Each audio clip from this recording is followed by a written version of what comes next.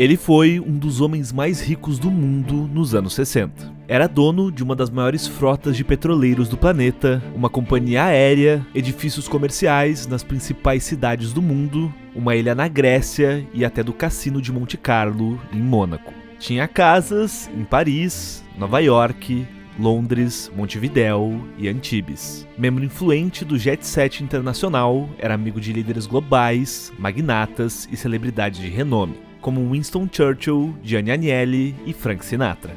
Sua vida pessoal era cercada de romances e escândalos que frequentemente estampavam as manchetes ao redor do mundo. No seu lendário iate, o Christina O, palco de eventos luxuosos e exclusivos, não era incomum ver estrelas de Hollywood, chefes de estado e bilionários de diversos setores. Mas, por trás do glamour e das festas, estava um homem de visão aguçada, que transformou uma infância difícil em um império que o colocou no topo do mundo dos negócios. No vídeo de hoje, contamos a extraordinária história de Aristóteles Onassis, uma das figuras mais notórias do mundo dos negócios. Mas, antes de começarmos, não se esqueça de deixar o like, se inscrever no canal e ativar as notificações. Todas as semanas, trazemos as curiosidades mais interessantes do mundo dos negócios.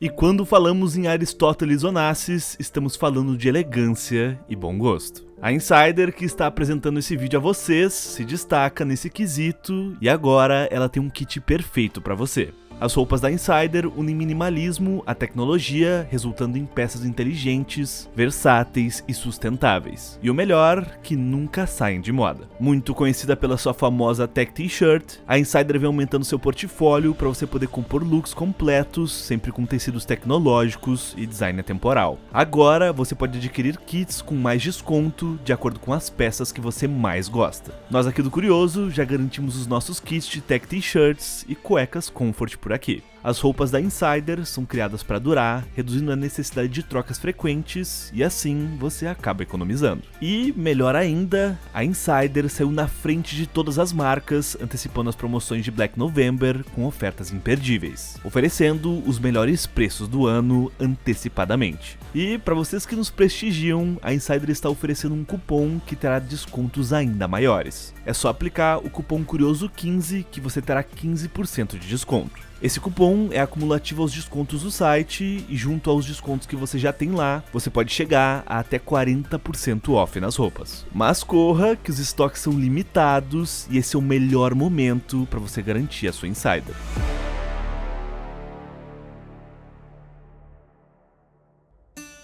Aristóteles Sócrates Onassis nasceu em 1906, na cidade de Esmirna, uma próspera e multicultural metrópole na costa do Mar Egeu, que na época fazia parte do Império Otomano. Esmirna abrigava uma significativa comunidade grega, da qual a família Onassis fazia parte, vivendo em relativa prosperidade. No entanto, esse período de paz estava prestes a ser destruído pelas crescentes tensões entre gregos e turcos em meio ao colapso do Império Otomano e o surgimento da Turquia moderna. Em 1922, com a derrota da Grécia na Guerra Greco-Turca, tropas turcas tomaram Esmirna, consolidando o controle da cidade. A invasão culminou em uma tragédia conhecida como o Grande Incêndio de Esmirna. Durante esse evento devastador, boa parte da cidade foi destruída pelo fogo e a comunidade grega foi alvo de massacres e perseguições, levando à fuga de milhares de gregos, incluindo a família de Onassis. Os turcos reassumiram o controle da região, mudando drasticamente o destino da cidade e de seus habitantes. A família Onassis, como muitas outras, teve que abandonar sua riqueza e seu lar, forçada a começar do zero em outro país. Após a fuga de Esmirna, em 1922, a família Onassis se estabeleceu temporariamente na Grécia, como muitos refugiados gregos que deixaram a Turquia. Apesar de retornar à Grécia, a vida não foi fácil para Aristóteles e sua família. Como muitos refugiados, eles enfrentaram severas dificuldades financeiras e perderam praticamente todas as suas propriedades.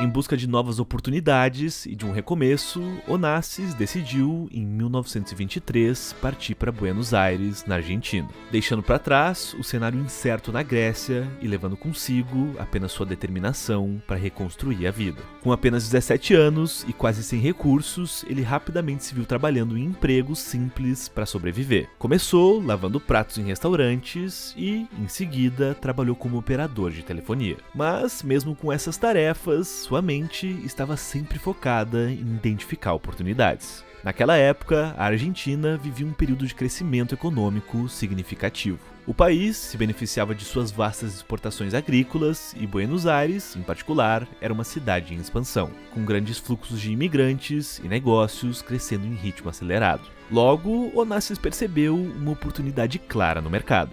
O tabaco disponível em Buenos Aires não tinha a mesma qualidade do tabaco turco, com o qual ele estava familiarizado desde os tempos em que acompanhava seu pai, um comerciante de tabaco, no negócio da família. Observando essa lacuna, ele decidiu agir e começou a importar tabaco turco, conhecido por seu sabor suave e refinado. Foi assim que fundou seu primeiro negócio de importação, oferecendo um produto diferenciado que rapidamente atraiu os consumidores argentinos. Além de atuar na importação de tabaco, Onassis também decidiu expandir seus negócios e criou sua própria marca de cigarros, a Osma e Primeiros. Em pouco tempo, Onassis se consolidou como um dos maiores importadores de tabaco da Argentina. Aos 25 anos, ele já havia se tornado milionário. Paralelamente a esses negócios, Onassis também expandia sua rede de influência. Ele se tornou o cônsul honorário da Grécia em Buenos Aires, um título que lhe trouxe não só prestígio, mas também conexões importantes. Esse cargo o colocou em contato com empresários e políticos influentes, pavimentando o caminho para seus futuros empreendimentos no setor de transportes. Com essa combinação de visão estratégica, audácia e talento para identificar lacunas no mercado, Onassis construiu as bases de uma fortuna que logo ultrapassaria as fronteiras da Argentina.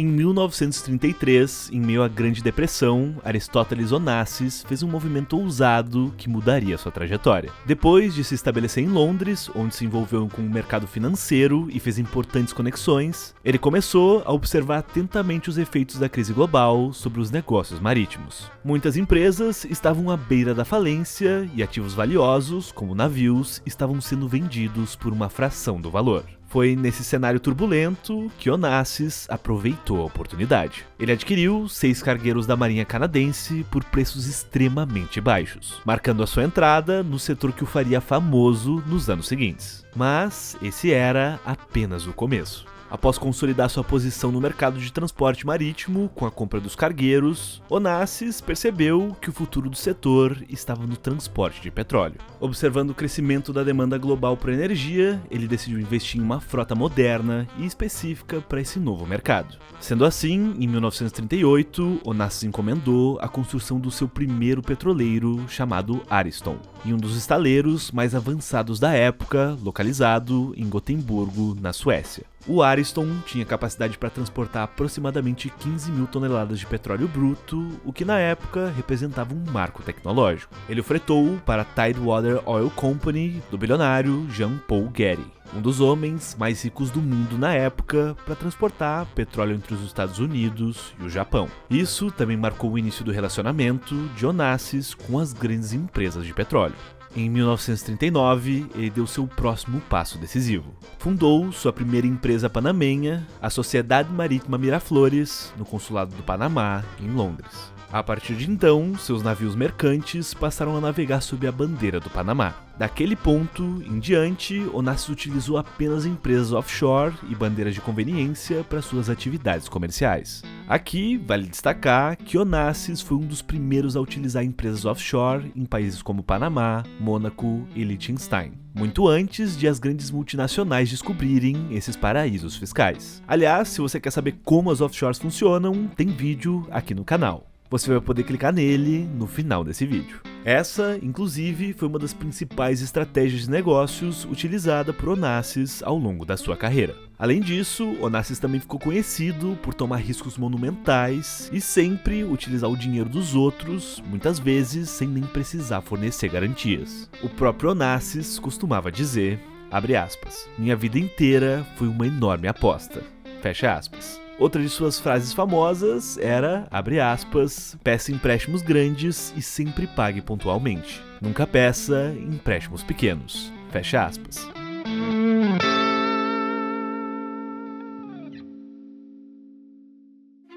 Após a compra de seus primeiros cargueiros e a construção do petroleiro Ariston em 1938, Onassis entrou na década de 1940 com uma estratégia bem definida: expandir sua frota de petroleiros e se posicionar como um dos principais nomes no transporte de petróleo. Porém, com a eclosão da Segunda Guerra Mundial, em 1939, surgiram desafios e oportunidades inesperadas para o magnata. Durante a guerra, muitas nações perderam grande parte de suas frotas mercantes devido a ataques de submarinos e bloqueios. No entanto, Onassis, por usar bandeiras de conveniências de países neutros como Panamá e Libéria, conseguiu continuar operando suas embarcações, evitando os principais conflitos. Isso permitiu que ele transportasse mercadorias essenciais, incluindo petróleo, para diversas partes do mundo, aproveitando as altas taxas de frete em tempos de escassez. A guerra também trouxe desafios, pois, mesmo com suas operações marítimas em andamento, ele enfrentou problemas de abastecimento de combustível, além de precisar lidar com regulações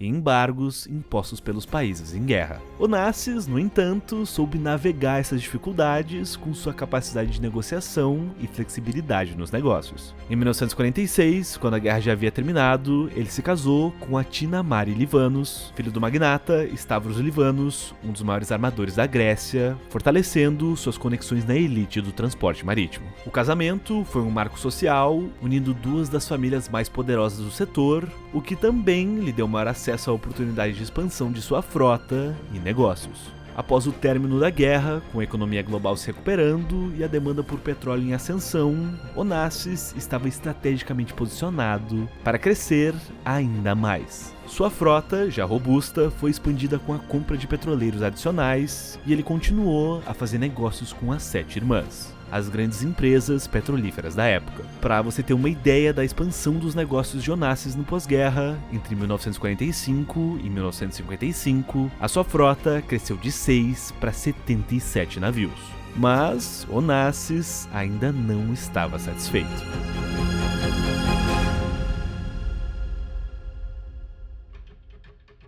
Nos anos 50, Aristóteles Onassis já havia alcançado o status de magnata global no setor de transporte marítimo. No entanto, ele tinha ambições que iam além dos mares. Foi então que ele voltou sua atenção para o luxuoso Principado de Mônaco, onde viu uma oportunidade única para expandir seu império. Na época, o famoso Cassino de Monte Carlo enfrentava dificuldades financeiras e já não era mais o símbolo de glamour e opulência que fora em décadas passadas. Sempre atento às oportunidades, Onassis entrou em contato com o príncipe Ranier III, seu amigo pessoal, e começou a negociar o controle do cassino e da Société des Bains de Mer, a empresa que gerenciava boa parte das propriedades de Mônaco, incluindo o cassino. Essa aquisição foi muito mais do que um simples negócio. Para Onassis, era a chance de reviver Monte Carlo e transformá-lo novamente no centro de luxo e prestígio da Europa. Com o apoio do príncipe Ranier, ele revitalizou o cassino e atraiu a elite global para Mônaco, consolidando ainda mais sua presença entre os poderosos. O principado voltou a florescer e Onassis solidificou sua imagem como uma figura-chave no cenário europeu. Ao mesmo tempo em que expandia seus negócios em Mônaco, Onassis investia em seu símbolo máximo de poder e luxo, o lendário iate Christina O. Originalmente um navio de guerra canadense, Onassis o adquiriu no pós-guerra e o transformou em um dos iates mais luxuosos e extravagantes da época. Com 325 pés de comprimento, o Christina O contava com uma piscina que se transformava em pista de dança, salões glamurosos e cabines luxuosas, sendo o palco de eventos privados e festas lendárias. Era no Christina O que Onassis reunia algumas das figuras mais influentes do mundo. Políticos, celebridades e bilionários eram frequentes a bordo. Personalidades como Winston Churchill, Maria Callas, John F. Kennedy, Elizabeth Taylor e Marilyn Monroe faziam parte do círculo social de Onassis. Esses encontros no iate não eram apenas festas extravagantes. Eles serviam como plataforma de networking, onde negócios eram discutidos e decisões importantes eram tomadas. Esses eventos no Christiana-O foram apenas uma parte da vida social luxuosa de Onassis. Ele se tornou uma das figuras centrais do jet set internacional, um grupo seleto de bilionários, artistas e políticos que circulavam em eventos de gala, festas privadas e resorts exclusivos ao redor do mundo. No entanto, com o passar dos anos, o relacionamento de Onassis com o príncipe Ranier III se deteriorou. E, em 1966, após uma série de tensões políticas, Onassis decidiu vender o controle do cassino de Monte Carlo, encerrando sua participação direta nas operações de Mônaco.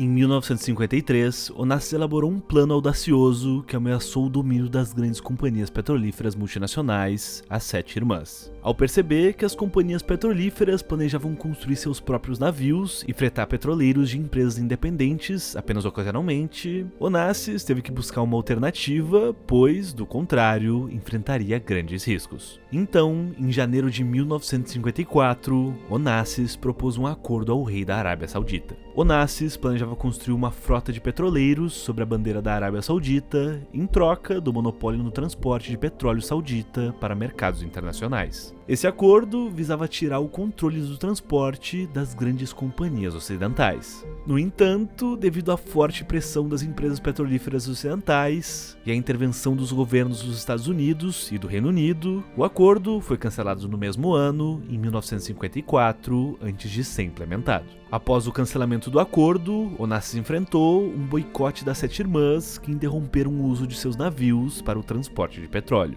deixando o magnata grego em uma posição financeira delicada e enfraquecendo momentaneamente seu império. Mas isso não duraria muito tempo. Em 1956, o Canal de Suez foi fechado como consequência da crise de Suez, um conflito que envolveu o Egito, Israel, França e Reino Unido. O canal, que conectava o Mar Mediterrâneo ao Mar Vermelho, era uma rota essencial para o transporte de petróleo do Oriente Médio para a Europa. Quando o presidente egípcio Gamal Abdel Nasser nacionalizou o canal e fechou a passagem durante o conflito, o impacto no comércio global de petróleo foi enorme, já que a rota alternativa, contornando a África, era muito mais longa e custosa. Com o fechamento do canal, os custos de transporte de petróleo dispararam e as empresas começaram a buscar soluções alternativas. Os superpetroleiros de Onassis, que podiam transportar grandes volumes de petróleo de uma vez, tornaram-se a melhor opção para compensar a rota mais longa, gerando lucros imensos para o magnata grego. Ele não apenas supriu a demanda urgente por transporte, mas também aumentou suas tarifas, aproveitando a alta demanda por seus serviços. É estimado que ele tenha lucrado cerca de 80 milhões de dólares em apenas 6 meses. Com esse dinheiro em caixa, Onassis, como era chamado, continuou aumentando seu império. Em 1957, ele adquiriu os direitos de operação da companhia aérea estatal grega TAI, que estava com dificuldades financeiras e fundou a Olympic Airways. Ao assumir o controle, Onassis reestruturou completamente a companhia. Ele fez questão de modernizar a frota, introduzindo aviões de última geração e trazendo um padrão de serviço que refletia o luxo e a qualidade pelos quais ele era conhecido. A Olympic Airways rapidamente se tornou um símbolo de excelência na aviação, e Onassis não poupou esforços para garantir que seus clientes tivessem uma experiência de primeira classe, tanto em termos de conforto quanto de serviço. Em 1960, Aristóteles Onassis e Atina Livanos finalizaram oficialmente o divórcio, encerrando um casamento que durou mais de uma década. A união, que começou em 1946, foi vista como uma aliança poderosa entre duas das famílias mais influentes do setor marítimo da Grécia. No entanto, o relacionamento enfrentou desafios ao longo dos anos, principalmente devido ao comportamento infiel de Onassis e seu envolvimento cada vez mais público com a famosa soprano Maria Callas. O caso extraconjugal com Callas foi o fator decisivo para o fim do casamento. A Tina, que já estava lidando com o estilo de vida extravagante de Onassis e suas frequentes ausências, não suportou o escândalo. A relação entre Onassis e Callas era amplamente comentada na imprensa, o que intensificou o drama pessoal de Atina e a levou a pedir o divórcio. Apesar do fim do casamento, Aristóteles e Atinas tiveram 2 filhos juntos, Alexander e Cristina, que mantiveram os laços familiares com Onassis após a separação. Em 1963, Aristóteles Onassis comprou a ilha de Escórpios, localizada no Mar Jônico, na Grécia. A ilha se tornou um refúgio pessoal e o símbolo de seu estilo de vida luxuoso. Onassis transformou Escórpios em um local privado, onde organizava festas lendárias que reuniam figuras importantes do jet set internacional. O local, além de refúgio, representava o poder e a exclusividade que Onassis acumulou ao longo dos anos. Em 1968, Onassis surpreendeu o mundo ao se casar com Jacqueline Kennedy, viúva do presidente americano John F. Kennedy. O casamento gerou grande repercussão internacional, visto que Jack era uma figura pública extremamente querida e Onassis era um dos homens mais ricos e controversos do mundo. O casamento aconteceu em Escórpios e consolidou ainda mais a imagem de Onassis como um magnata global, conectado diretamente às figuras mais influentes do século XX.